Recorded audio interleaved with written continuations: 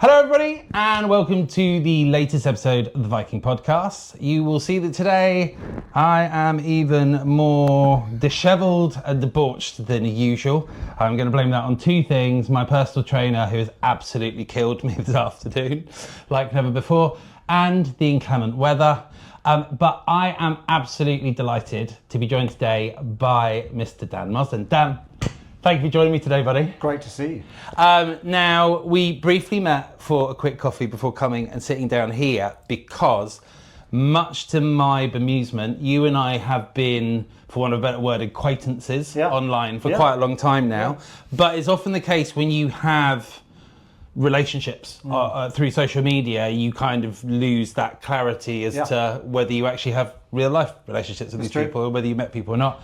And much to my dumbfounded realization, you and I have never properly met in person. At best we might have been, hey, It's been a hi, catch you later, and not catch you later. So yeah, it's incredible actually. Welcome. Because we've been to a few events and I've seen you there, and I've seen you dancing. There is a rumour that I go to some events. Yeah, I watched you dancing at agents together. I was there. I watched you doing the whole dance thing. Christ, and you know, you've had the trauma counselling to get over. and now you turned up. You got home and went, darling, I have seen some shit today. I need you to help me with. Never again. Never again. Never again. So, Dan, talk to me a little bit. For those who aren't familiar with Mr. Dan Marsden, there are. Give us a quick blast. Who are you? I'm 51 years old. I've been in property for about 30 years. Not old, but feeling my age sometimes. I've been around. Depends who you ask. It depends who you ask. Yeah, I cut my teeth in with house builders and property developers and new homes and land and new homes, and worked for Savills twice. Worked for house builders.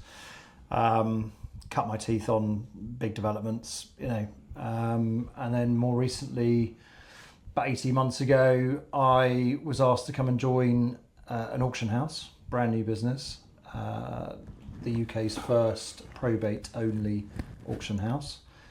And there's a story to that, but it's a couple of guys introduced through a good mate of mine who I used to work with. Now you can see it's not a fake backdrop. I just it's nearly real. smashed. Just don't do the right one with the drinks. You'll be all right.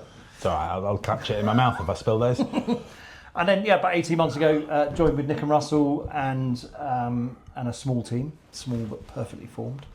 And we're 18 months in, and we've sold well over 200 properties, and we've had a handful of auctions, and it's been insanely fast, and I love it. I've been in property forever, been in new business forever. I guess if I was on Watkins So for a while ago. I was on there 5 years ago. I am apparently the grumpy man. I'm not grumpy at all, actually. It's just one of these. I get grumpy at certain things, but I'm quite the opposite. But I've been around for a long time in the property industry and been in sales pretty much for all of that and investment. And now I find myself in Shoreditch, and I haven't been to Shoreditch for a long, long time. So it's actually really nice to be here. Welcome back. Thank you. Yeah, it's a nice little patch, and it's changed a lot. It's changed a lot. I mean, I think the 21 years we've been here. Wow. It's been an interesting journey through what many would call, I suppose, gentrification. It's it was always going to go on that journey. We're on the fringes of the West End. It's not like we're Peckham or Croydon. We're not. Peckham. You look at Peckham. I mean, London is. I think when I started in property in the late 90s in a porter cabin in Docklands. You look at it now, sexy. It's just the dream it's job. All the sexy dream jobs. Tile choices and all that, and carton. It was. You know what you need, lad? You need to be in a porter cabin in a car park. That's exactly what you need. Yeah. And I'd done a law degree. The dream. I'd done a law degree. Going to work in a suit with a high-vis jacket and a hard hat. And my dad's like, "Where are you working for? Working for Savills? What are you doing?" I'm going to a porter cabin in Docklands. I'd done a law degree. I was going to be a lawyer. Wasn't going to be a lawyer. Decided I wasn't going to be a lawyer. Got into property, and now I'm working in a porter cabin. Now, you and I have kind of built a relationship over time over a couple of kind of key areas. I think one of those is our passion about property. Yep. Our passion about property and delivery of property services. And I think we kind of found a unity in our meek and unspoken opinions about the weaker side of our business, right? You know, the fact that we shy away from... We do. Yeah! A couple of wallflowers. Weak and fucking retiring. Yeah, we should, yeah. That said two words that have never been said in the same room as me. Yeah, look, I think you and I have bonded over a couple of things. A passionate desire to constantly do better, constantly ask those questions, constantly question why we do things the way we do things, and not to default to the simple answer of, well, that's how they've always been done. Right. Which is the biggest bullshit answer of all time. And then I think, you know, over time, as we've found our voice, we've also been a little bit more comfortable being a little bit more open on what we think the failings of the property industry are. Yeah, and it's for sure, and it's a shame, and I think it's a shame, and the reason why, you know, people think I get grumpy about agents, and I do get agents, mates of mine will message me and they'll say, why are you being such an arsehole about agents? You know, you've worked in agency. I've worked for a couple of big agents, not in resi, but in land and new homes. I think the problem is when you work with really great people in that industry, it pisses me off when I have to put up with people who are not.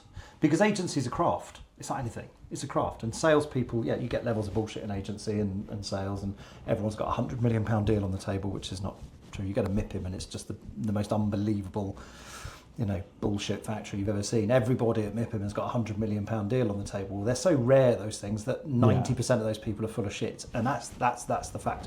And the funny thing is, I've met people who do £100 million deals. Yeah. Guess what? They don't ever fucking talk about them. They don't talk about them. They don't talk about them until about 2 years after they're done and dusted. What it takes them to do them. I mean, you know, I know the person who sold Battersea Power Station to the current developers. Yeah. She also sold the Shell building. Two of the biggest real estate transactions in London in the last, well, forever. They're not on a Facebook group. Never read them about the industry press. You know, I only found out she did it. She happens to be a distant family friend. Yeah. And we bumped into each other in Menorca, where both our families had houses at the time. And it was only when she was like, you work in property, don't you? And we started having a bit of a chit chat. And I was like, so what do you do? What kind of things do you work on? And she was like, you know, quite big stuff. And I was like, you know, like, what kind of stuff? Kind of drop me something. She was like, I don't know. I mean, do you know stuff kind of like Chelsea Barracks, the Shell building, Battersea Power Station? I was like, oh, some really small, insignificant, shitty stuff then. Exactly. Like literally three of the biggest transactions. And I think some of the best agents I've ever worked with, you've never seen on LinkedIn. You've never seen them. You certainly won't see them on the Facebook groups. On you know, the Facebook groups shouting into an echo chamber about how amazing the industry is. The best agents, you just don't see them. And I've been really lucky. You know, started my career with a big house builder, so I work with big agents, the posh agents, as Watkin calls them. Some of the people working in those agents are absolutely incredible, and you never, ever, ever hear of them. Look, I think you can talk the industry up. I think you can talk players up, and I think we need to, because there is a lot of negative dialogue. However, right, let's look at the common three, whatever you want to call them, selections of our society who get the most shit. Yeah. Politicians. Yeah. Now, how unfair is that? Because they're absolutely smashing out the park and doing a brilliant job right now, right? No. I think we can all unanimously agree that it's the greatest clusterfuck of politics ever. And so that's why they take spot number one. In spot number two, we've got journalists. Yeah. And whilst there are some fantastic journalists out there, I don't think many of us under much illusions about what is driving a lot of the horrendous dialogue out there. And therefore, again, warranted. And in spot number three, it's agents. Is agents, and has been for 20 years. And as much as those of us who do an excellent to good job hate and resent the fact that we are all tarnished with this same brush, we all ultimately know that it's for good fucking reason. Yeah, and right? Look, I talk to lawyers, they say the same thing. that there are still too many agents out there who will overvalue to get an instruction, who will slash a fee to stop a competitor getting it, not because they can sell it, who will build a business based on simplistic targets because it's an easy way to manage people. Who will look? We don't need to document it. It's all well known. You know, the fact that stat about leads. I keep coming back to this, but the fact that for the last 10 or 15 years, you've got this pretty much universal stat from the 3 major portals that approximately a half of all generated leads go unanswered, and that hasn't changed. Hasn't changed at all. Even with the help of tech. No. Even with the help of tech, right? You've got to think. So I think probably the first autoresponder service I'm aware of out there is Lead Pro, which is now owned by Nurture Group, but was started by Sam Zavadsky and is about a decade old. When you think that that's like, I think 10, 12 years old, I'm pretty sure it's somewhere around there. I might be overrating it a little bit, but thereabouts. And cheap as fucking chips. Let's also not forget that a Google form is almost free to create. Yeah. How? The the biggest gripe that you will hear come out of most agents' faces is what they spend on portals generating those leads. I mean, it's shocking. And look, I've said this I said it 5 years ago. I said it recently. Rightmove has made agents lazy. I did a beauty parade of agents with a mate of mine, my best mate, my oldest mate, who was looking to sell his house 2 years ago. And he said, look, I need some help. I need to find an estate agent, but I need to find a good one. I need your help. Can you help me find a good agent? Yes, I can. I had access at the time to 20 EA's data, so I knew on the data who the best agent was, just in terms of how many deals they were actually conversing. Forget the listing numbers. How many they're actually conversing. All this sort of stuff. We all know how quick they're doing these things, how much they're getting on the asking price. All that sort of stuff is important. But I said to him, look, we're going to go around. We went around about 10 agents. I can tell you one thing. This is what you're looking for. We want a noisy office. We went around 10 agents. 9 of them were like libraries. 1 of them was like a boiler room in a Wolf of Wall Street. Everyone's on the phone, super noisy. Surprise, surprise. They were the best performing agent because they're just old school agency. Smash the phone, talk to their buyers, understand what half their stuff didn't even hit the portals because they knew. And it's the same. I used to work with a couple of guys in the West End in Winkworth, Rod and Adrian, 2 of the best agents I've worked with in years. Smash the phone. They've got the hot box still. They've got the CRM and everything, all the gizmos, but they've got the box of buyers. You know, Rod would always say to me, look, I've got this 2-bed in Fitzrovia. Never saw Rightmove. It was sold by lunchtime. He was on the phone. He'd been in, got the keys. It was sold. Now, for me, I love that style of sales. Forget agency. It doesn't matter what you're selling. If you're selling services, B2B, whatever it is. Someone who can be that proactive, pick up the phone and have a deal done by lunchtime because they're just like, I'm on the phone, I'm talking to this guy, I know exactly what he wants. That for me it's a great thing to witness. And I don't know, I've not been in every agency in the country, but I do know for a fact, because in my previous role, I used to see a lot of agents. I used to go and see a lot of agents, and lots of those offices, all you can hear is the rattle of keyboards, and that's about it. And then when you went to see some of the, what I would call great agents, and you go into some of the branches, I'm not going to name any, but there are some very, very, very good agents. I think that's why I get so pissed off about this whole thing, because I know agency can be great. Yeah. And when it's done properly, it's a great thing. And I've talked to so many branch managers who just know their patch inside out, back to front, can tell you about every street, every price, without even looking at a computer. And you go to other branches and they can't even tell you what their average fee is. They don't even know what they've done this year. They don't know what they're charging or anything about anything. And it's just depressing. So interestingly, I don't necessarily agree with the phones thing. Okay. In that I think good agency is knowing your applicant base. 100%. And in whichever way you disseminate that information. Yeah. Now, if you have a client base that is very happy and comfortable to get on the phone, fantastic. Yeah. You should absolutely be on that fucking phone.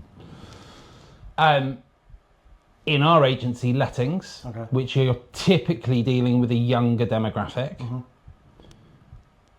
it is literally nigh on impossible to get anyone on I the totally phone. accept that. That's You know, that's I totally we get that. spent quite a long time berating our staff years ago, going, because that was That's the thing. that was what made me It's WhatsApp. a fucking amazing neg. Yeah. And that's how Anne and I formed our bond, was you hit the phones. But what I realised later on was it wasn't the act of hitting the phones that got the deal done. It was the interaction that helped me properly understand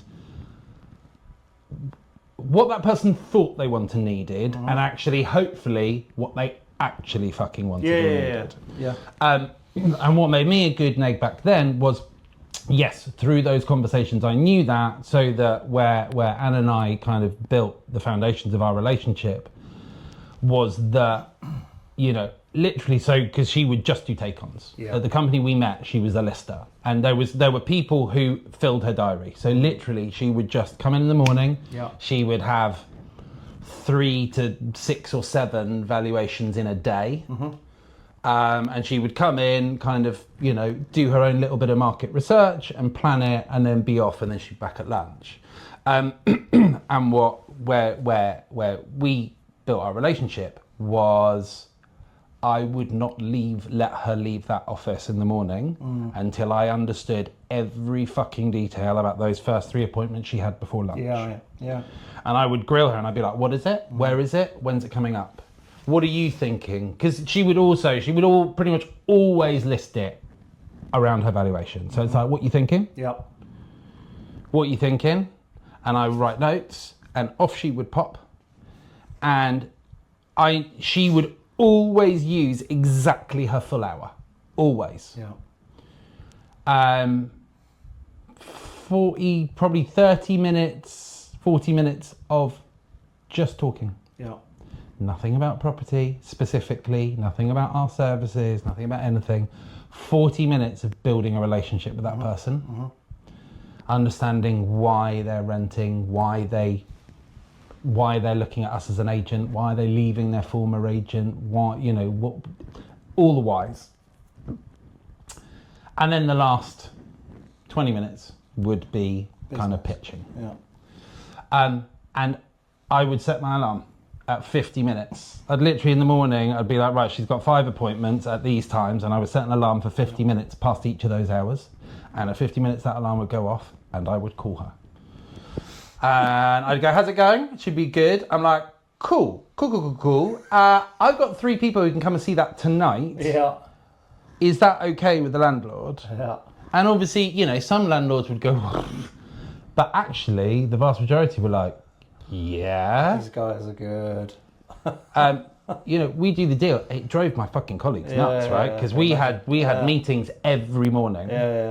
We had meetings every morning, and would go, great news, guys. Yesterday I took on X and Y, and Ollie or whoever in the office would go, ooh, when can we get in there? I've got someone for that. And I go, it's done. Slight problem. And after a while, he was just like, oh, fuck off. And I was like, I've already I've already let that one for like 50 quid a month over the asking price. I love that. Because also that was the other thing as well. Like, you know, to the applicants, be like, you're seeing it before anyone else. It's not on the market. If you want it, we're probably going to get bids. Win-win. So everyone won. Everyone won. And that was, but what I would say, like I said, coming away from that, and when I started in agency 23 years ago, abso-fucking-lutely, it was all on the call. Yeah, and look, I absolutely concede that, you know, a lot of the time I was speaking to people, you got to do what's best for them. I mean, I've got certain people I deal with who are big fans of WhatsApp voice notes. That's how I communicate with them. I've got other people who say to me, Dan, I'm too fucking busy to send me a text. I text them. But to be honest, and I've always said this, Kristjan, and I was thinking about this morning, and as much as people, you know, not people, it's not true. There is sometimes people say, Dan, you're quite grumpy, you're quite cynical, it's just not true, right? I get grumpy about certain things. I am, and I've always believed that sales is an energy business, always has been. How you convey that energy, that's your thing, right? But I have always carried, and people have always said it, Dan's got so much energy for this, so much energy for that. In fact, my boss now, Nick, There's very kindly written stuff on LinkedIn about it. It's an energy business. It doesn't matter whether you work in sales or lettings. If you want to sell an idea, or you want to sell anything, let's be honest, we're always selling all the time. People just don't realise it. People scoff at sales and go, sales, God, nasty smell.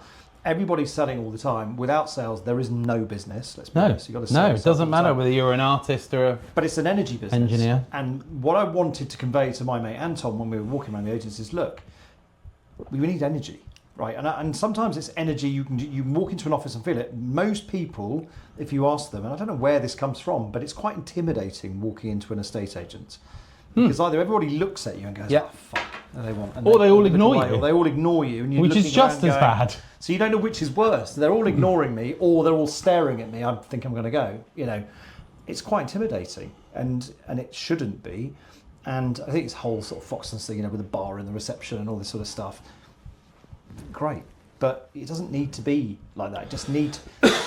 We were just looking for the right energy. We walked into this agent, and there was a real buzz in the room. And I said to him, "This is your agent." Because they're winners on the data. We know they're doing the best. They're converting all of their pipeline. They're great agent on paper. It's not by luck. You walk in and you can feel it. As soon as you walk in, it was friendly, it was happy, it was buzzy, it was nice. And there were people talking over here. There's a customer sitting here on the sofa. There's a couple of people on the phones, and I said to them, "This is the one." The others were like more. The great thing about good agency, right, is good agency is good agency. Yeah. You can try to compartmentalize it. You can try to be like, "Oh yeah, but that might work there." Bullshit. So recently, my sister tried to sell her house in Free and Barnet up in North London. Okay. As is often, I don't know if you find this. I find this very commonly with my family and friends. They usually come and ask my advice after the fact. Yeah.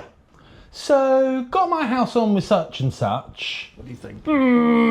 Not very happy with what's happening. What should I do? Get in a fucking time machine to 8 weeks ago and come and ask for my advice before you do this shit, would be my first tip. So please, if you know someone, if you're thinking about selling or letting out your property and you know someone who's pretty good at selling or letting property, whatever it is you need, anywhere in the country, pick up the phone and talk to them. Because being good at sales or lettings, yes, there are nuances to market. Yes, you will sell different. You will sell £100 million super mansion differently than you will sell £150,000 flat in Skegness. Agreed. But good sales is good sales. And a brilliant example of that is, like I said, my sister tried to sell a house up in Free and Barnet. I think she had already instructed the first agent. So I didn't have 20 EA, but the way I do it, because we closed our sales department about 5 years ago. Okay. But what I will do is when a client wants to sell, I'll give them an overview. I will go, look, in my opinion, I think your property is worth approximately, so very loose, approximately somewhere around here. Looking at that location and that type of property and that band, that price band, these are the 1, 2, 3 agents you should be talking to. Yeah. And if I know 1, 2, 3 of them, I will offer to make an introduction. Sometimes, usually there's 1 or 2 in there I know. Occasionally there isn't. But that's kind of how we do that. So, sorry, I digress. So my sister had listed this flat in Free and Barnet. And you know where this is already going to start off because, it's been on about a month. I've had 3 viewings. Yeah. And I was like, okay, so just disinstruct them. I can't disinstruct them yet. I'm like, why? You've been on the market a month. Oh, it's a 12-week minimum contract. I'm like, cool. That's the first thing I would have told you to cross out. I was like, the other 2 weeks, I was like, how many agents do you get around? Oh, I took your advice. Yeah. I had 3 agents round, and I was like, cool. Did you use my other advice? Like all of my other advice. I was like, so how did you pick the agent? Well, we picked the agent. We narrowed it down first of all to the agents that valued it around the price we need to sell for. Yeah. And then from those, we chose the one that gave us the lowest fee. And I was like, right, so you took my first piece of advice, and you took that on board, and then you thought, do you know what? I'm going to take the other two biggest pieces of advice you've given me, and I'm going to do the fucking opposite. I don't even know why I'm laughing because it boils my piss even listening to that. Honestly. It's just so awful. And I'm just It's like, low fee or high valuation. That's how you win an instruction. If you're a shit agent. And that's it. And double whammy. And there we go, bang. And you're in for 12 weeks. And we're shit. So then I went, okay, cool. I'm like, how have those chats gone? Because I'm like, bottom line is, they've pushed it on the portals. They've got decent amount of stock in the area. Yeah. They've got about 25% of the listings under offer. I'm like, already that's red flags, babes. I'm like, already they only have 1 in 4 of their properties under offer or sold. I'm like, so already not exactly smashing it out the park.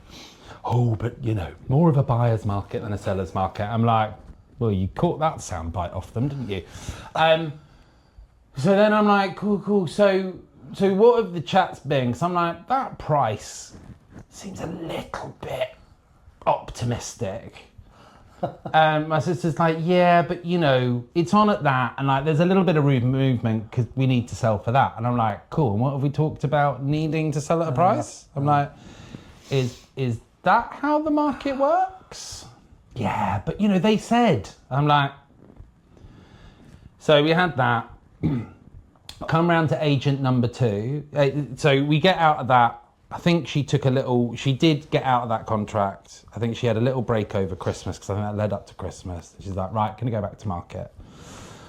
And I was like, cool. I was like, please let me help you this time. So I was like, I will assess the local agents, but I'm like, let me do that. I was like, unless there's a true standout, I also want you to talk to my friends at location.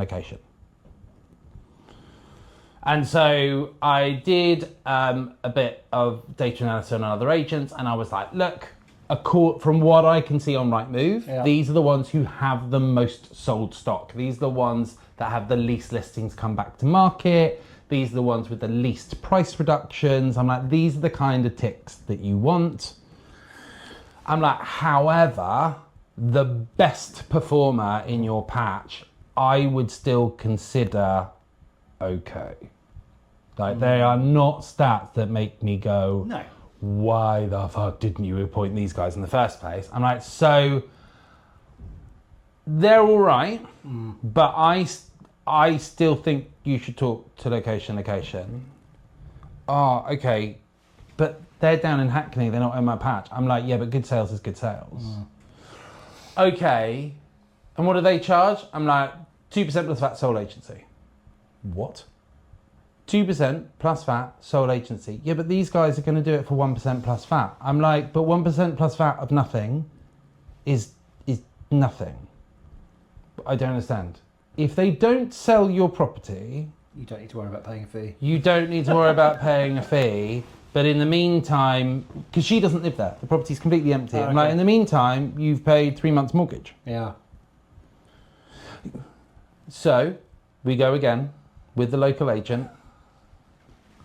We did listen, cap it at 28 days or a month, whatever you want to call it. Fee, fine, better price. They did a price adjustment after 2 weeks. But still, ultimately, nothing.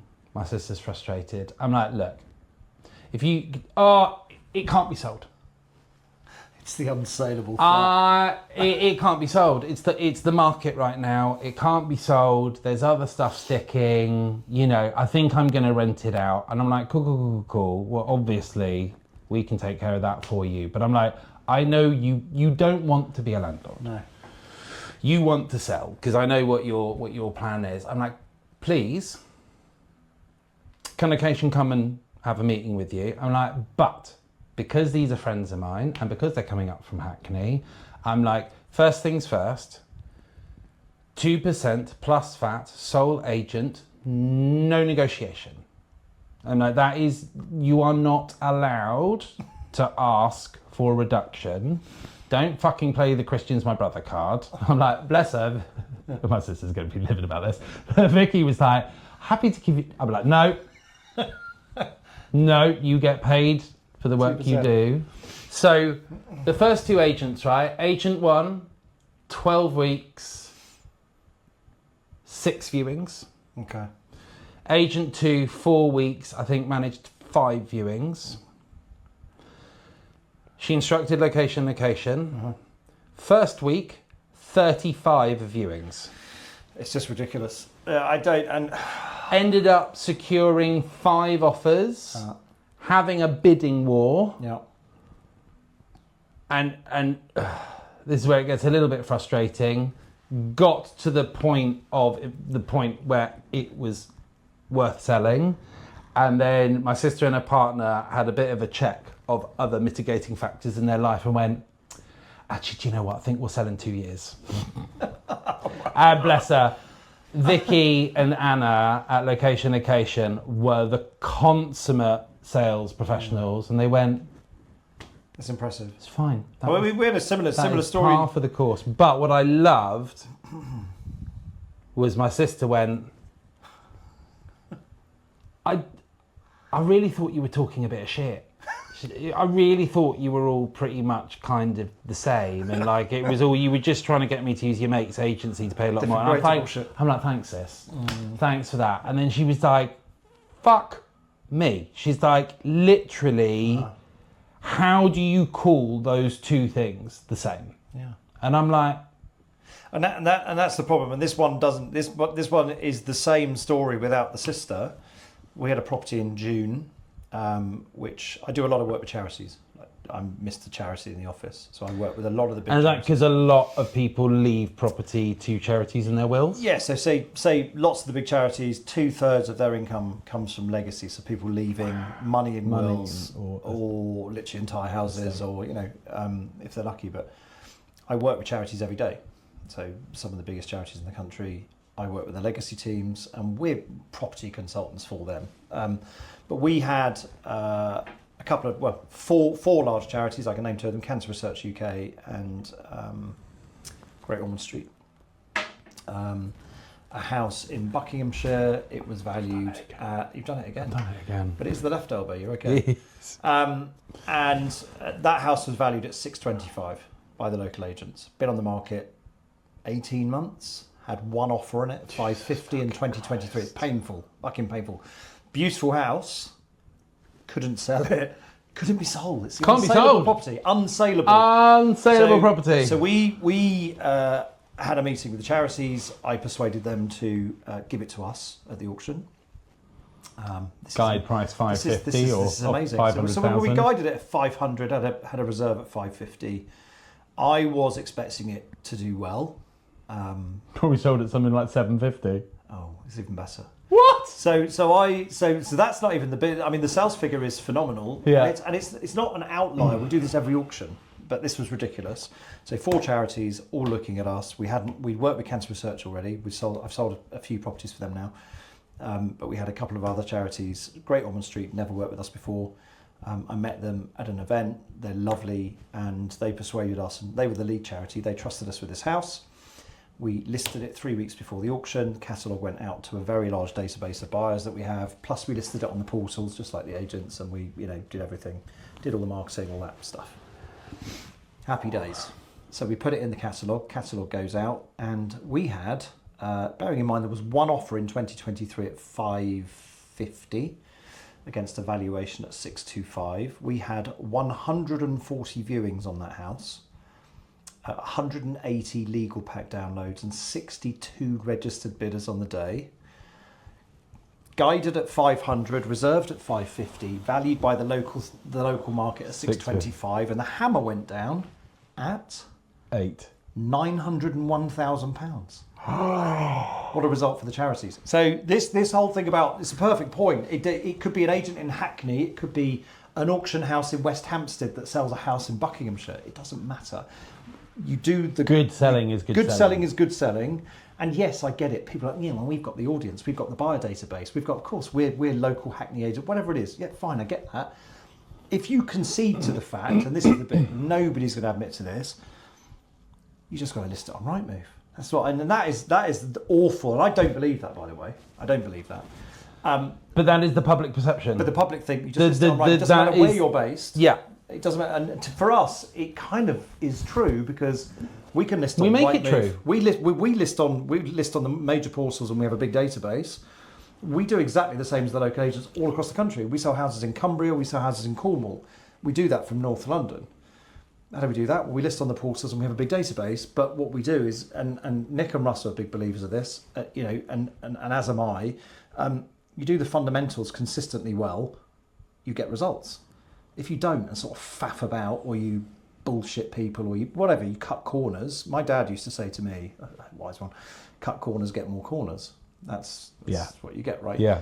The Turn problem a with circle agency, into a... and then this whole thing with agency, there's so much, and I don't know what the reason for it is, laziness. I think increased competition in the market, you're winning instructions on low fees or high prices, you can't do both. And the problem is, if you've got a team that's poorly trained, you've got to blame the managers because they're not training their people. And I think actually there's probably some good people stuck in poor agents' offices, which is really a shame. There's probably some very good negs out there who've got shit managers. I think the difficult thing is consumers Yeah. are utterly ignorant and clueless. A, what we do, and B, what good sales And everyone's is. a property expert, right? Everyone's a property expert, and like you said, a lot of them are under the perception that all you have to do is put it on Rightmove. That's it. Because that is what we tell them. We put a massive Rightmove sticker in our window. Yeah. We put a massive Rightmove sticker on our website. We, at the top of our marketing blurb, if we have a marketing page, we open with, our properties are on Rightmove. Yeah. We walk into the house and we go, fantastic news, Mr. and Mrs. Jones, we're on Rightmove. And then we wonder why people think that is I can train a chimpanzee to key. be an estate agent. If I had Rightmove. Yeah. That's what they think. And I know that's not true. And as much as I give agents a hard time, that's not true either. Do you know what's also fascinating about that is the whole, and look, this is, I know there are many people at Rightmove who will be listening very intently to what I'm saying right now, but this isn't about being anti-Rightmove per se. This is about understanding how you deliver transactions as an individual, as a business. Now, if Rightmove is what facilitates that in your business, okay, cool. Great. Fine, great. If you work in a marketplace where that is literally all you need to facilitate the vast majority of transactions and you buzz around that, brilliant. But as we know, often the case is that's got nothing to do with it. And I often hear, a lot of agents, one of their biggest expenses is their Rightmove bill. And I hear the same line time and time again, oh, I can't leave Rightmove because A, vendors will go, are you on Rightmove? I'll go no, and they'll go, okay, thanks a lot. And B, my competitors will come in and go, oh, they're not on Rightmove, right? But you can't complain about Rightmove if you had a machine in your office where you put £1 in and you got 100 quid out, you keep feeding it power coins. Rightmove's a business cost. It's not, I get it. If you're paying for Rightmove and you're selling no houses, that's a problem. Yeah. But that's a problem anyway. You and that's the bit, and it's actually that's the bit that grinds my gears, and that does make me grumpy when people moan about Rightmove. Whatever their problems with Rightmove are, customer service, whatever it is, people say, well, they don't look after us, blah, blah, blah. Fine, I'm not close to that. 99.9% of people, yeah. so that's a Ron Burgundy stat there, 99.9% of agents who moan about how much they pay Rightmove cannot tell you what they spend versus what it generates. Well, there we go. And that's the problem. They don't know. And they should know that figure like that. Yeah, of course. They should go, in the last 3 years, bum, bum, bum. And we said this when we met for coffee before this. The bit that I don't and will never understand, good agents know their numbers back to front. Yeah. I used to go to a lot of agents. I used to come to some of the posh agents, as Mr. Watkin calls them. You go to some of these, not just them, but you go to some strong independents, and you speak to somebody who's been in a market town for 20 years, and you ask them questions about them. They don't even have to look it up. They know their numbers back to front, and I've got so much respect for that. People who just know their stuff. Well, these guys, the guys in the office laugh Yeah. because we know our properties so well. Yeah. Anne and I usually know the postcode. Yeah. You know, we'll have people go, oh, what about this flat? And I'll be like, oh, I'm pretty sure that's like E32DL. And they'll be like, all right, Rain Man. Yeah, exactly. It's like, yeah, and we've had it on our book since 2012. Yeah. And like we started off renting it for £1,300 a month. And now we're renting it for 22, 25. Yeah. And the current tenants have been in there for 3 years. And part of this is about giving a shit, and I think Yeah. you know, and you know when you're working. I mean, look, I can't keep talking about agents. Not just agents. Any industry you experience if you're out and about and you're as a consumer. When you leave someone, you've had really great service. There are you think, universal "Fuck, rules, I love right?" that. I love that. It's just such a great place. We do it locally. I live in a seaside town. I live in Whitstable. There's places pop up. It's 95% independent at High Street because it's very Love busy. It's very, very busy. They just got rid of Costa, which I'm over the moon about. And there's literally, I think, maybe 2 large brands on the High Street. The places you go into a coffee shop, you get to know the people, you keep going back, you give them Google reviews, you do everything you can to help because actually they're really good. yeah, And they give a shit. they're interested in you. They're Yeah. passionate about their product, their service. And I don't need somebody They're to be constantly striving to sycophantic be with me better. to have a good No. time in a shop. No. You go and have a coffee and a quick chat. I don't expect them to be nice because I'm paying you money. You've got to be. I'm not one of those people. And there are people like that. Most of them wearing dry robes. But it's one of those things that you notice it. You do notice it. And I used to think, you know, what would my parents think if they walked into this place? You know, what would my parents' experience of this estate agents be if they walked in and everybody hid behind their phones, or they all, you know, looked up like they had a look and then went, oh fuck no, and just that's the experience of many people, and it's not the experience of everybody. And experiencing good customer service, whether you're buying a car, eating a burger, or ordering a coffee, is good service, and it doesn't matter. And do you know what? It's really interesting you saying this because you talking about that. I instantly in my brain I'm thinking about things, and do you know what's really interesting? What gives me goosebumps now, what has got the hairs standing up on my arm proper, Wow. is remembering how we've made people feel along our journey. Amazing. You know, the awards are great and the wins and the, you know, whatever else. That's lovely and brilliant. But do you know the things that are going to stay with me? Yeah. Long past I retire from being an agent, if that ever happens. You know, we had a client we took on early doors, tiny little flat down in Docklands. It's still on our books today. One of our cheapest flats that we've looked after. But about 3 years ago, the owner of that flat passed away. Lived over in the Middle East. He'd written 2 things in his will. One, that the family weren't allowed to sell the flat. Wow. And 2, that they had to keep us as the letting and managing agent. It's amazing. Which they've done, That's true amazing. to their word. Yeah. About 3 months after that, they all flew over and went and met them near the airport. Goodness me. Yeah. That will stick with me Yeah. for the rest of my life. When I think about how we reacted in COVID. So when COVID hit, like everyone, you know, Horrendous. that first, particularly that first week, Yeah, that first horrific. 24, 72 hours, Not knowing what's is going this the end of the fucking world? Yeah. One of the things I will, for the rest of my life, be proudest about is day 2. Yeah. Anne and I had a very detailed, quite, it wasn't an argument, but you know, we had different opinions on it, and I'm so glad that we reached an agreement on it, and we made the decision to send an email out to our entire tenant database on day 2 of COVID. The premise of which was, if you find yourself remotely concerned that you cannot pay your rent or that you're worried about losing your home, don't panic. Wow. Come and talk to us. We can't guarantee you anything, No. but what we will do is we will listen, and what we will do is we will then have a conversation with your landlord. And again, we don't know what their situation is, so we can't promise I anything. think most people just shit themselves and did nothing. Most people shit themselves and did nothing, and it is the fear that cripples people. It's the fear that encroaches in your brain, which you will know more than most, or more than many.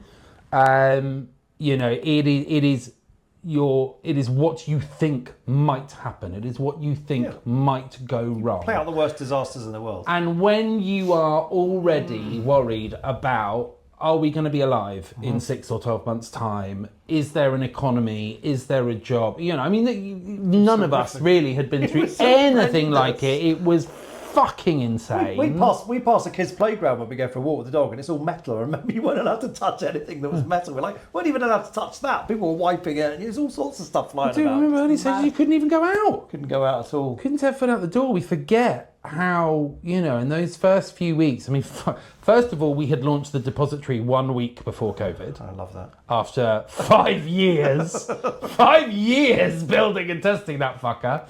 So that was fun.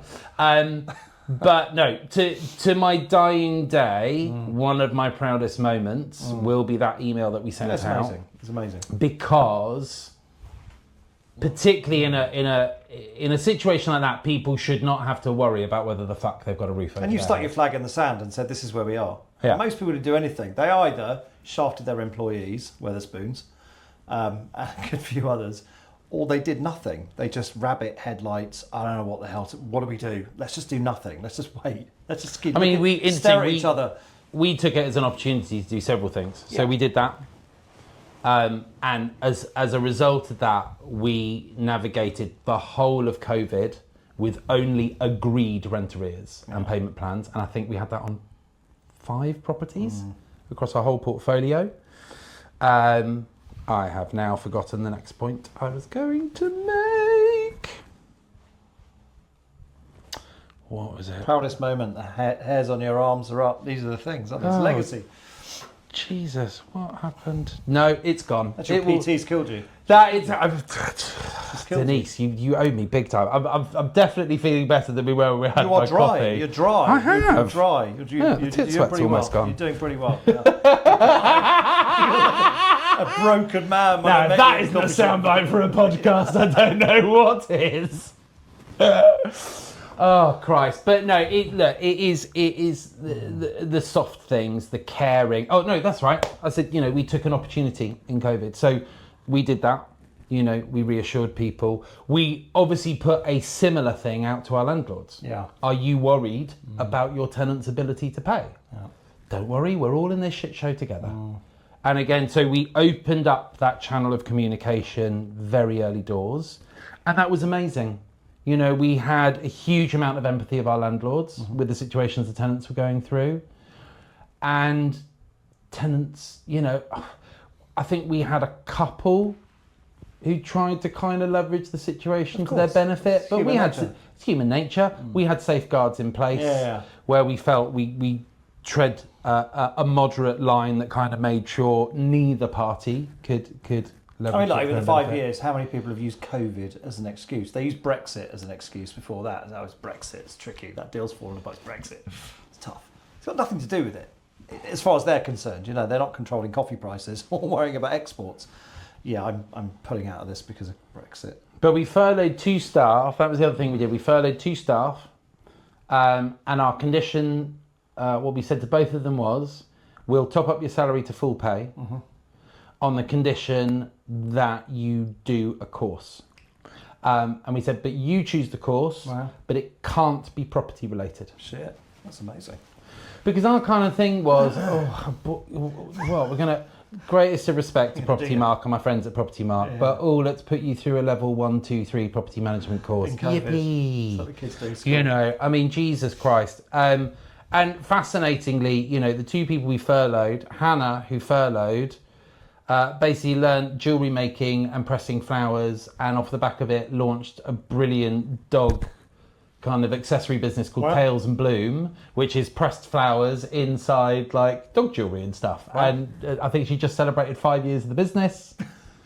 And I love the fact that, you know, we played a part of that. And Tristan, who is still here, now he kind of did develop skills that were property related because he, although at the time he was not really in our marketing side of the business. He was involved with some content, but he was more kind of admin-y and less overall marketing, just kind of shooting properties. Yeah. But he did an editing course, and I think he did some other kind of film production course. And now, as it turns out, now that plays back into our business and where we are and where we're going. But that wasn't the intention at the time. No.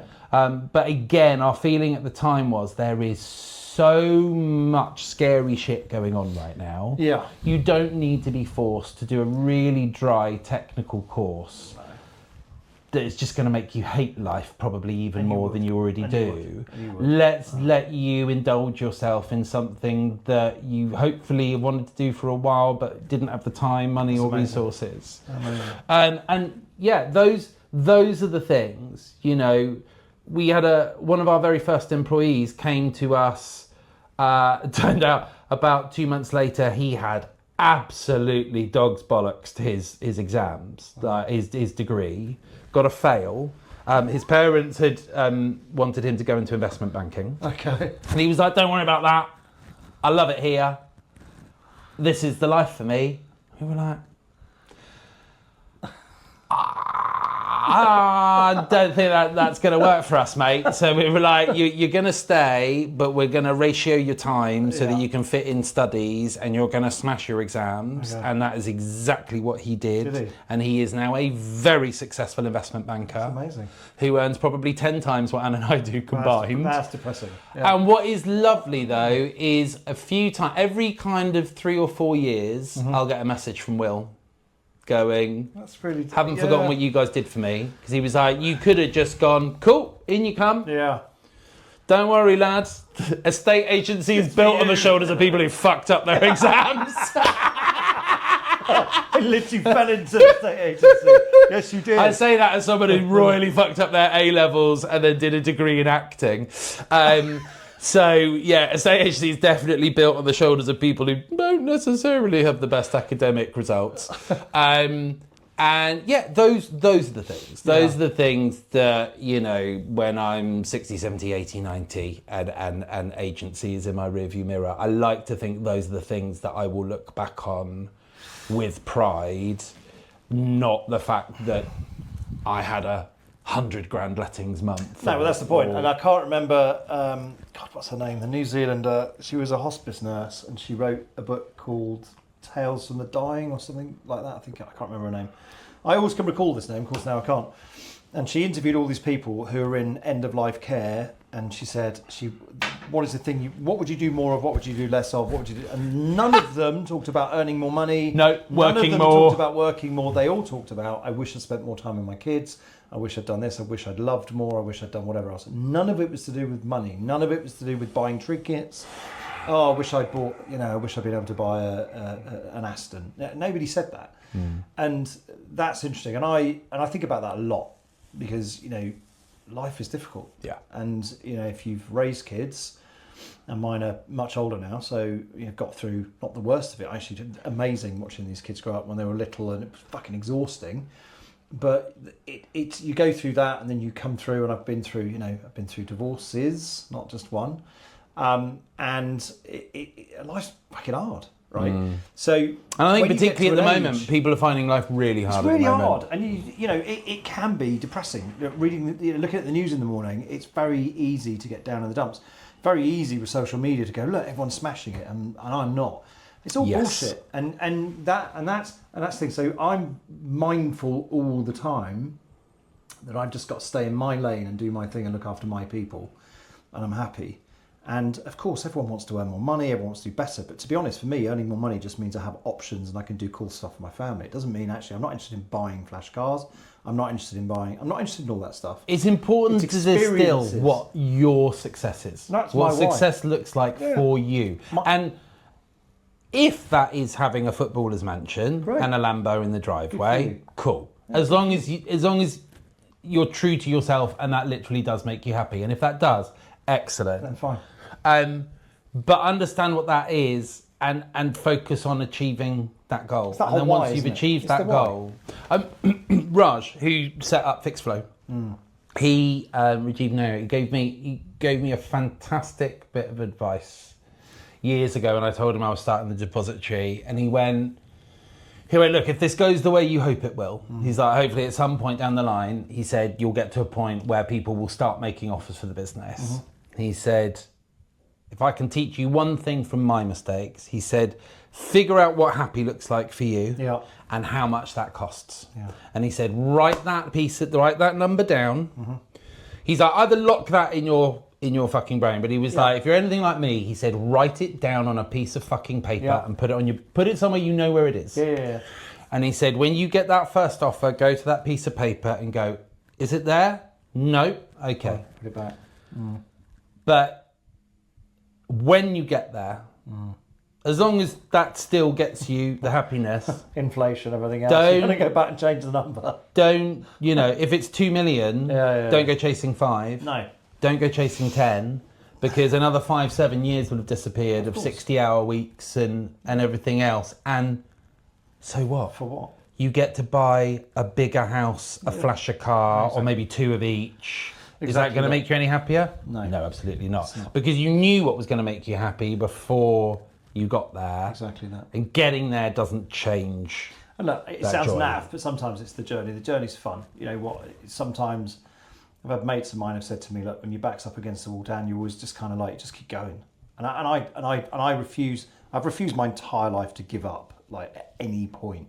And I love a crisis. I'm actually at my best when I'm up against it. Like if I'm really up against it, I come out fighting and don't get in my way. Yeah, for me, the bigger the crisis, the easier I find it. Absolutely. The more it's actually, I find the bigger the crisis, actually, there are only usually a couple of options. Yeah, that's it.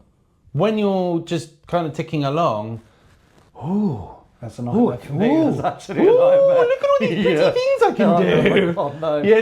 But when you're presented with a do or die, however you want to phrase it, and there's 2 or 3 options for it, it's really easy. And that's why people come to me in a crisis. The crisis, they come to me, and I can deal with that much better. Weirdly, like you say, sometimes if I've got every option available, that's more problematic for me. Sometimes I'm just like, fuck. Which one, which pretty thing am I going to go for first? Because there's so many. Yeah, because like you, I can I can detach myself from a situation and I can look at 5 options and I can easily weigh out, very honestly, the pros and cons of all of them. Does that help me? No. No, it doesn't. No, because now I have 5 things with like 20 pros and cons each. So I've now got like 200 elements to try and figure out which is the best route. Yeah, that's difficult. It is difficult, and that is the constant dilemma, and we spoke about this, and it's your brain. Your brain's a prick, and for some people more than others. Yeah, my brain's less of a prick, but it does not like to shut the fuck up. I did fancy, we had a bit of a kind of revelation in the office kind of a year or 2 when there was this piece came out, and I'm still slightly confused with it, and I'm still not quite clear how kind of true or black and white this is, but it was basically this kind of statement that roughly 50-50 people either do or don't have an internal monologue. I think most people do. Well, this was kind of saying that roughly half people don't, and I was like, I don't know how that works. I don't know, like genuinely, I talk to myself all day. just I have conversations where I'm like 3 different people in the conversation. Yeah. But yeah, no, I find that stuff fascinating. Now, we're rattling on towards an hour, and one thing I do want to touch on is your recent foray into being an author. I know. It's surreal. This morning when you sent that picture, they put the picture on Facebook of you holding my book. Le book. Really, really weird, but amazing. I mean, when I decided I was going to write this book, right, and about 4 or 5 months ago, and it took me about 4 months to write it. And just to be clear, you're not. I mean, you love reading. I love to write, but I don't write books. It's my first time I've ever written a book. And when you say writing, what is that writing at the moment? Do you kind of journal? Do you... Do you write like writing thought pieces about industry and whatever? Yeah, like I don't have the what patience. does that mean? I don't have the patience for journaling. I can't do it. I know people say it's really good for you. I can't be asked. So I write a lot of content. I like writing content. I've written content for other people. Yeah. I enjoy to write and I enjoy to read, and I probably now have an appetite for learning that I didn't have 20 years ago. So I'm, literally greedy for new stuff, cool things. And I think if I can transition the stuff that I've learned on the train on my way in and bring it into the office and say to the guys that I've got this really cool thing, and, then amazing. But I just like to write. I'm quite a creative person. So I was talking to my wife, who is a very, very, very clever, very experienced psychotherapist. And she works with very, very troubled kids and teaches their families how to manage them, or the people who are now looking after them, because they've had an awful start to life. So they're either working in social services or they've got foster care or whatever it is. So she has the worst job in the world. She loves it. But the best job in the world. And the best job in the world, because the rewards for that are huge. Now, she is probably the best person in the world for me to... we were talking about my brain, because my brain is like, it's just fucking nuts. And my mate said to me, it still makes me laugh now, my best mate, who I've known since I was 12, said to me a long time ago, he said, Dan, I'd love to get inside your head, but I want to get the fuck out there in about 2 minutes. I was going to say, I've had too many friends say that. I'm like, be careful what you fucking wish for, pal. And he always says to me, this whole thing about energy, I have a lot of energy for things, and I don't stop. I literally don't stop. So I always have good ideas. I've got hundreds of finished projects, and this is all weirdly not work related. So stuff at home, I go, oh, that's cool, I'm going to do that. It's a great idea. I'm going to do this thing on YouTube. That's amazing. I'm going to write this. Oh my God, that's great. Digital products. Oh, that's amazing. Drop shipping. I've done it all, right? I've done it all. I'm still fascinated by it, and I like the journey, because weirdly, my friend said to me a while ago, fuck, so many things, Dan. These things never came to anything. They're just unfinished, like things in your garage that you just haven't built. I'm like, yeah, but the thing is, the joke's on you, because in doing these things, I've learned so much. Yeah. I know how to set up a YouTube channel and do all these things and drop ship and set up an Etsy store and Shopify and all this. I know how to do it. So it's great. I don't mind. I looked at TikTok. I'm 51. I'm TikTok. What the hell? I know more about TikTok than the kids, right? And for me, that's great, because I learn stuff. Yeah. And I got talking to my wife about my brain. Knowledge is never going to be a bad thing. It's never boring. Right? It's never boring for me, and I love it. And I commute a lot. I come into London 3 times a week. I have time on the train. I've always had time to just sit, and just now, obviously with YouTube and all this information available, it's just nuts, and I love it.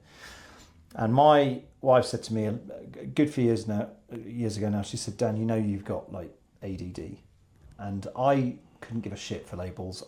I find it boring. This whole debate around I need a label, and actually I talk about it in the book because it just pisses me off. People are people. They have their own foibles and their nuances, and that's what makes us amazing. And most people have got something about them that makes them unique or makes them interesting or drives or whatever. I don't actually care, and I'm not interested in people who just blather on social media about, oh, as an ADHDer, shut the fuck up. Writing about it on people who genuinely have got a lot of these things to deal with in their lives, people who are, I've got friends who are massively autistic. They don't write about it. No. Right? It's just who they are, and that's what makes them amazing. But I started to think about my brain, because my brain has, over the years, it's not just about being driven, having tons of energy and millions of these things rattling around. It actually produces a lot of anxiety. It's why I stopped drinking about 3.5 years ago, which, if you'd have asked my mates who would have been the last person to stop drinking, it would have been me. I was the last one for the road. It's quite funny how often I know a few people who've stopped drinking, and that is a line. Huge anxiety. That comes out of pretty much every single one of them. If you were to ask my mates who was the last person to stop drinking, it would have been me. It was always me. And I listened to an audiobook coming back from a very delayed trip from York, and I was working with Vicky at Simply Conveyancing at the time, and I said to her, I'm giving up drinking. She's like, what? Are you? And we'd been out a few nights, and we'd a lot of drinking and a lot of fun, been to the events, all that sort of stuff. I said, I'm giving up, I'm going to give it a go. Never done it, never done dry, whatever. Can't be doing with all that stuff. It just leads to a binge after the month. Yeah. You miss it. You're just like, I've earned this. But I just found as I got older, I was approaching 50. Booze was making me increasingly anxious. I've had a few glasses of wine in the evening. I wake up the next day and I'm just shitting myself. And look, I think that is part of it, right? Your body, when you're young, you absorb. I mean, Jesus, man, I think the abuse you put your liver through. You know, you play rugby, you're in the property sector, thirsty Thursdays. Like, I've not been a big adult drinker at all. Like, I know people who see me at conferences are like, you can drink. I'm like, yeah, but the conferences I go to are basically like those 5, 6, 7 events are basically the 5, 6, 7 times a year I drink. That's it. And being a kind of Viking, I can just kind of switch it on, and I do have that natural tolerance. But when I look I mean, my second year at drama college, I was doing 50 hours a week at the drama college. Wow. I was doing between 30 to 40 hours a week running a late night bar in Soho. Wow. For a year, I averaged 2.5 hours sleep a night because I would do Monday, Tuesday, Wednesday. Thursday, I would literally finish college, jump on the tube, get down to Soho, go and do my bar till 3 o'clock in the morning. Yeah. And then I would do a lock-in. Oh my God. Basically, up until the point where I'd be like, because the drama college was super strict. It wasn't like uni where you could just skip a lecture, right? Yeah. You had to be signed in by 8:45 that morning, or you were banned from the day's classes. Wow. So super strict. So I would literally be like, right, you've all got to fuck off. You've got 5 minutes to get out the building. And everyone would be like, why? And I'm like, because if I leave in 5 minutes, I can make registration for college in the morning. Oh my God. And I would turn up off my tits. Oh my God. Sunglasses on, 2 cans of Red Bull and a cigarette hanging out the corner of my mouth. And my mates would be like, that's amazing. Where the fuck have you been? And I'm like, work? No. And I would do that Thursday, Friday, Saturday night. That was literally through to Saturday. And then I would get to Sunday and I'd be like, cool, time to go out. Because I've worked the 3 big nights. Yeah. Now, all my mates at school, all my mates at uni, at drama college, were then broke because they'd been out Thursday, Friday, Saturday, right? And they're all students. So I'd be like, I don't give a shit. I need a night out. You're coming with me. So I would just, because I would earn quite good money doing the bar. And yeah, I would just take us out and yeah, that was that. And yeah, literally I worked out for about a year. I averaged 2.5 hours sleep a night, largely because there were several nights there where I just wasn't sleeping. Oh my God. And the amount of alcohol and other things I was consuming in that year, it is insane that I came out of that year and still was like a fairly compass mentis human being. I look back and I think, oh my God, you know, the times you've been out, even with work, and everyone's been absolutely lashed. You think, how did I even get home? I remember being at Victoria Station, that guy wobbling about, looking for the platform. It was horrendous. I was in Cheltenham on the weekend, and there were these 2 lads. It was about 1 o'clock in the morning, because I said to you, I'm a late nighter. About 1 o'clock in the morning, and there were these 2 lads trying to get home, and one of them was just he just kept sitting down. He was like, I can't go any further. And he was like, come on, you can do it. I was like, trying to eat a burger on the platform. It's just horrendous. Definitely don't miss those days. No, I don't miss them. They were a long time ago for me. Those. But it is, and it goes hand in hand. You know, I just got to a point I couldn't do it. It wasn't doing me any favours. It wasn't serving me. I just thought I do enjoy it, but thank God they invented Guinness Zero because it's the best thing ever. Yeah. But it's been 3.5 years. Nice. And it's best thing I've ever done. Yeah, I mean, it's interesting. I go to a lot of like family do's and stuff, and my family all like a drink, and they've got used to it now. Yeah. But for years they were like, drink, and I'm like, no thanks. Not for me. Are you feeling all right? Yes, I'm feeling fine. Like, that's kind of the point. Yeah. But it's fine. But we wandered away from the book. So you had, you like writing. You had this idea to do a book. Your partner was like, you need to do a book. It's part therapy, to be honest. And I had it in my head that I'd be looking at maybe 15 chapters. I'd looked at some guides, 15,000 words is about right for a book, 15 to 20,000 words. I'm thinking, right, it's 1,000 words. I can write 1,000 words, no problem. So I just started writing the chapters one at a time. And I had the chapters down, took me a while to edit it. And I thought, I'm really happy with those. I'm not moving those. That's it. They're done. I've fixed those. And once I'd fixed those, I just had to write And the first edits were just like messy, just really messy. Because I can't recommend anybody, sometimes just write. I was told years ago, just write. You want to write something, just write. Honestly, the messy stuff's the best. And so I just did this first, I did it, sat, and that was it. And I got into the zone and I just start typing. And to be honest, most of it was sort of, you look at it, it's shit, God. And so 4 months down the track, I get to a point, the fastest route to market is Kindle, right? So self-publishing on Amazon, fastest route to market is Kindle. So I designed the book cover, and I was so chuffed with the book cover. I love your book cover. Great, I love it. I thought that's amazing. As an absolute fucking amateur, I've left his book on my desk in a different room, because otherwise I'd be like, hey, look how good it is. But go on my Facebook page, you'll see this ugly mug with his book on it from this morning. First person I've ever seen holding it, because I didn't have mine, just arrived this afternoon. Claim to fame. It was. No one's taken that title away. So I submitted it, and I half expected an email or something back from Amazon saying this is shit, edit. And it didn't. And I didn't actually get the email. I had to keep logging into the KDP thing, and it said in review. So I logged in. And I logged in one evening. I got home. I was a bit knackered. I just refreshed the page, and it said live.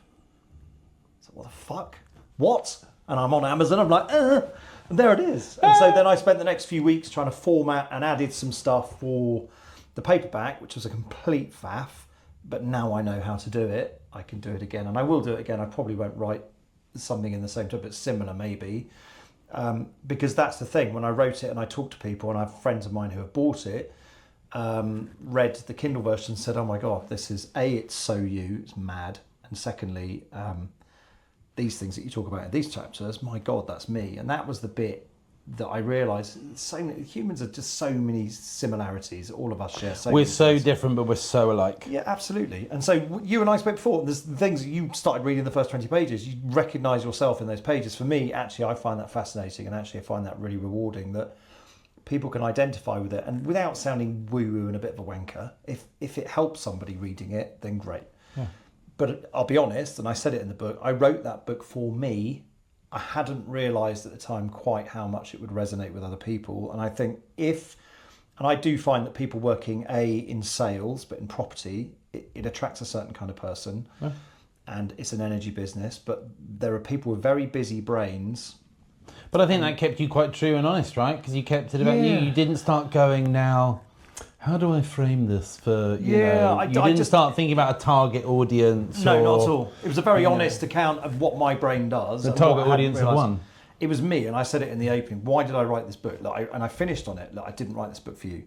I wrote it for me. But actually, weirdly, it sounds very, very familiar to lots of people. And I was talking to my brother at the weekend, who is very like me, very similar. But we're very different at the same time. And he's just like, yeah, I totally get it. And he's really pleased I wrote it, because nobody apart from Susanna, nobody knows me better. And now he knows you even better. Yeah, I mean, I don't know if he doesn't like to read, my brother. I mean, he loves lots of other things. Well, the next thing, you need to put it in an audiobook then. I am weirdly going to do that. And the other thing I promised to do is, because Susanna's Portuguese, my other half, she's Portuguese, her parents are Portuguese, they're so pleased. I said, I'm going to translate it into Portuguese, which is mad. But of course, it's easier to do. It's easier to do now than ever. But it's it's one of those things. It's hugely rewarding, and they do say there's a book in everybody. I don't believe that, because I think it's like there's definitely not a book in everybody. There isn't, but I think I have definitely met swathes of people. Yeah, but it's one of those things for me. If it might be a Mr. Man book. Yeah, but a Mr. Man book, there's so much. It's if you pick up a Mr. Man book, it's probably harsh on Mr. Man, to be fair. I think it's but there's other books you pick them up. And you get something. But I think if the people who are minded to write something, it's actually really easy now to publish something. If you want to create something, you just want to do it and get it out there into the world. It's free to publish. Well, look, in a similar but different way, me doing this. Yeah, exactly. I'm the nerd about doing a podcast with people for years. It's been, it was trying to trendy, and then it wasn't trendy, and then it became trendy again. And yeah, it was something I played about doing, and then, it was, how do I go about it? Do I have a strategy? Yeah. Do I have a content plan? And then I was like, I was saying to you this before. I was like, I've had, particularly now we're kind of getting, we're closing in on 20 episodes. So we're now starting to get on people's radars because we've passed those magical numbers. And we're getting lots of people being like, oh, we can help you strategize. We can help you grow your audience, blah, blah, blah. And I'm like, I don't fucking care.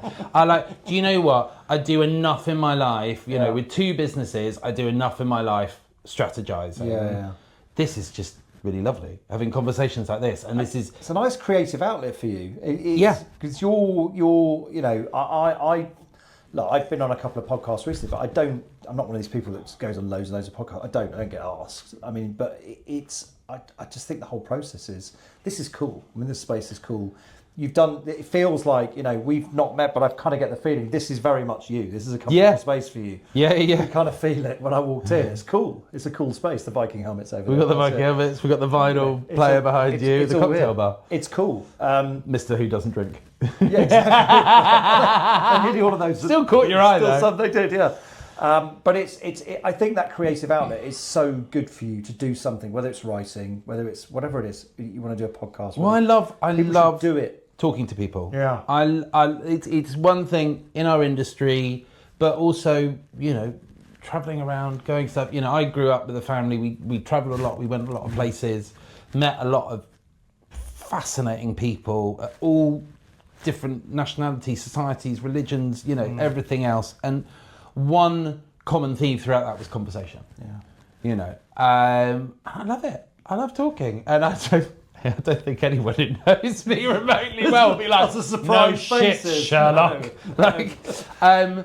But yeah, this is a really nice little outlet. But like you said, just like you with the book, should I, shouldn't I was a bit like, so many other there's so many other fucking podcasts out there, and what's my goal going to be, and what are other people going to think? And I'm not typically someone who wrangles with those questions too much. But this is very much for you as well. It's the same with my book. This is not for everybody else, and you can that find was your joy. That was it. And that's it. Once I came to that thing of like, it doesn't need an objective. I don't fucking care. I just want to talk with people that I enjoy talking to, whether they're people I know and love really well, or whether it's just people I enjoy just that conversational tussle. Like I said to you at the start, and I said to everyone, some people are like, what's the topic and we're going to talk about? And I'm like, right, we can have a few points, but it goes where it goes, and we wrap it up where it wraps it up. And if it goes somewhere that feels uncomfortable, we can redirect and reel it back. Haven't had to edit yet. Haven't had to do one. I'm waiting. There's going to be one at some point. I'm going to get someone to say something. They're going to be like, shit.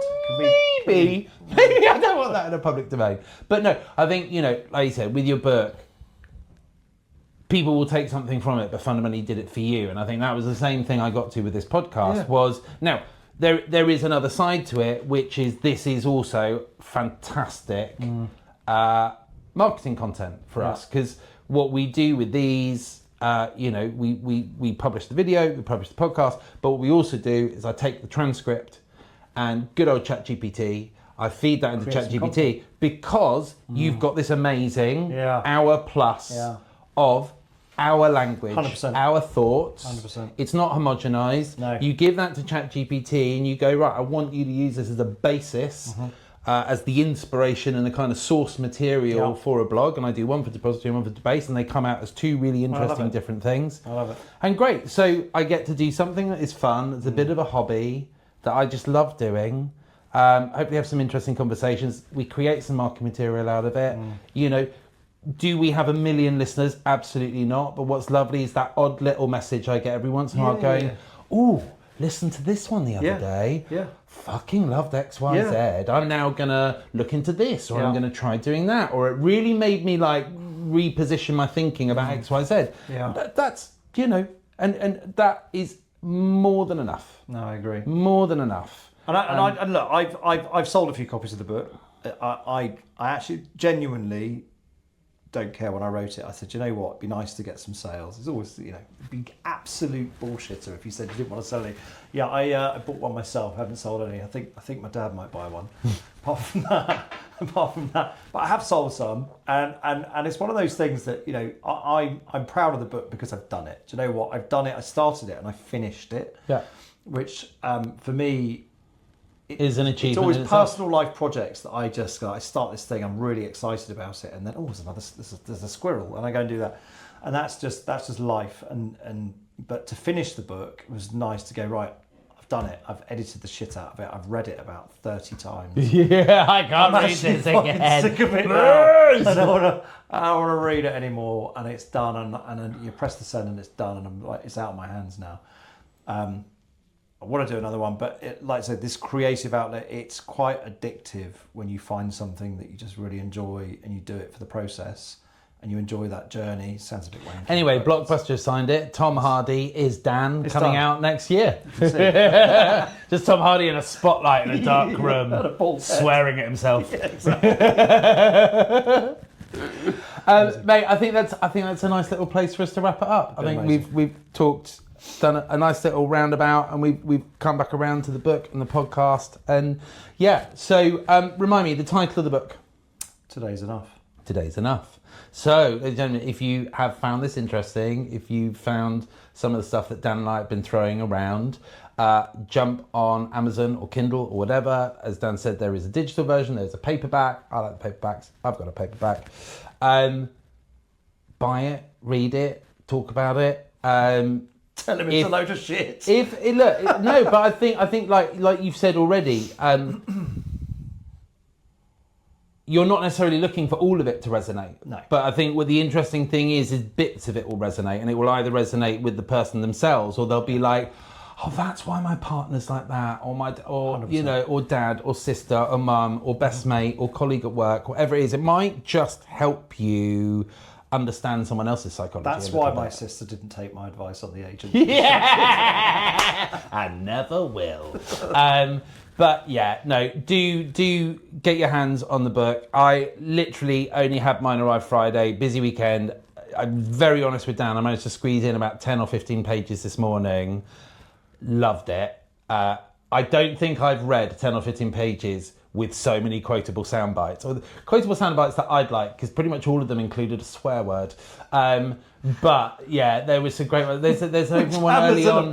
There's one early on which is about like something about riot gear or something like that. This isn't. Yeah, and it's not namby-pamby fluffy advice. Yeah. It's sledgehammer advice. And and I love that. There's some really nice, and it is sledgehammer advice, but it's a sledgehammer and a velvet glove. It's the sort of advice your best mate would give you. Yes. That's it's what it is. not break down in tears brutal. No, it's not. I love you, you silly cunt, and I'm going to tell you the truth. That's what I should have called the book.